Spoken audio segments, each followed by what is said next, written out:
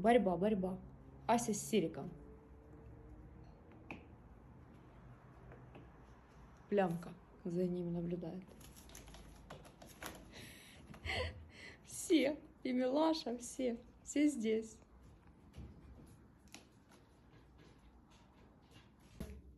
Так, что тут происходит? Я не пойму. Томас, чему ты их учишь?